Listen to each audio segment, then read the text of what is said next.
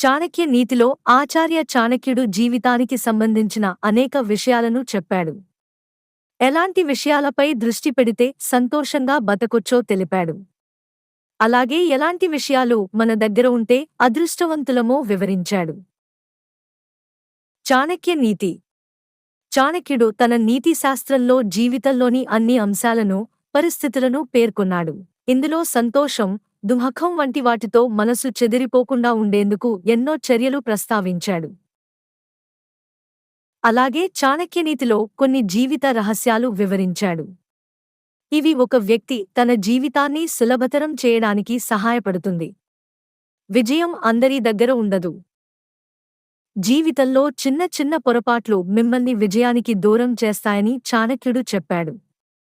అటువంటి పరిస్థితిలో మీరు మీ జీవితంలో అపజయం నుండి తప్పించుకోవాలనుకుంటే ఆచార్య చాణక్యుడి సూచనలను అనుసరించండి. చాణక్యుడు చెప్పిన అలాంటి రహస్యాల గురించే తెలుసుకోండి. ఈ విషయాలను అర్థం చేసుకోవడం మీ జీవితాన్ని పూర్తిగా మార్చగలదు.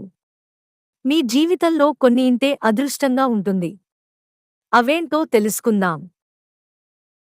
అందరికీ అర్థం చేసుకుని సంతోషకరమైన జీవితాన్ని అందించే జీవిత భాగస్వామిని దొరకరు. పూర్వ జన్మలో చేసిన పుణ్యాల ఆధారంగా మాత్రమే ఈ వరం వస్తుంది. ధర్మబద్ధమైన జీవిత భాగస్వామిని కలిగి ఉన్నవారిని అదృష్టవంతులుగా పిలుస్తారు అని చాణక్యుడు చెప్పాడు.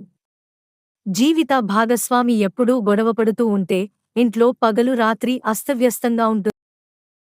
స్త్రీలను గౌరవించేవారు, వారి సుఖ దుఃఖాలన్నింటిలో తమ వెంట ఉండేవారు ప్రతి జన్మలోనూ పుణ్యఫలాలను పొందుతారని చాణక్యుడు చెప్పాడు.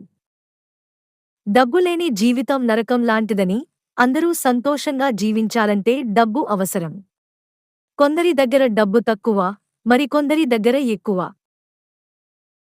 అయితే డబ్బును సక్రమంగా వినియోగించుకునే సామర్థ్యం అందరికీ ఉండదు. సంపద విలువను అర్థం చేసుకుని, లక్ష్మీదేవిని ఎప్పుడూ అగౌరవపరచని వారు మాత్రమే డబ్బును సక్రమంగా వినియోగించుకుంటే మంచి ఫలితాలు లభిస్తాయని చాణక్యుడు చెప్పాడు. ఆర్థికంగా స్వయం సమృద్ధిగా ఉంటే జీవితంలో ఎంతో సంతోషాన్ని పొందుతారు. అలాంటివారు అదృష్టవంతులని చాణక్యుడు నమ్మాడు. దానధర్మాలు చేసేవారు జీవితంలో ఎప్పుడూ వేగంగా అభివృద్ధి చెందుతారని చాణక్యుడు చెప్పాడు. జీవితంలోని ప్రతి దశలో వారికి అదృష్టం లభిస్తుంది. ఎందుకంటే ప్రపంచంలోని ప్రతి ఒక్కరికీ ఇచ్చే వైఖరి ఉండదు. ఇతరులకు ఏదైనా తిరిగి ఇవ్వాలని మీకు నిజమైన కోరిక ఉంటే మీరు అదృష్టవంతులు. ధర్మం చేసేవారు ఇతరుల జీవితాలను అందంగా తీర్చిదిద్దడమే కాకుండా తమ కుటుంబాన్ని సుసంపన్నం చేసుకుంటారని చాణక్యుడు చెప్పాడు. 2 పూటలా భోజనం చేసేవాడు అదృష్టవంతుడని చాణక్యుడు చెప్పాడు. ఎందుకంటే ప్రపంచంలో ప్రతిరోజూ లక్షలాది మంది ఆకలితో చనిపోతున్నారు. ఒక్క పూట కూడా తినని వారు ప్రపంచంలో చాలామంది ఉన్నారు. రోజూ 2 పూటల భోజనం చేసే వ్యక్తి తనను తాను అదృష్టవంతుడుగా భావించాలని చాణక్యుడు చెప్పాడు. మంచి కెరీర్ స్కిల్స్ ఉన్న వ్యక్తి చాలా అదృష్టవంతుడని చాణక్యుడు చెప్పాడు. ప్రపంచంలోని ఏ మూలలోనైనా సంతోషంగా జీవించగలరు. అయితే తన సామర్థ్యాల గురించి ఎప్పుడూ గొప్పలు చెప్పుకోకూడదు. ఎందుకంటే మన గమ్యం ఎప్పుడైనా మారవచ్చు అని చాణక్యుడు హెచ్చరించాడు. అందుకే ప్రతి విషయాన్ని నేర్చుకుంటూ వెళ్ళాలి.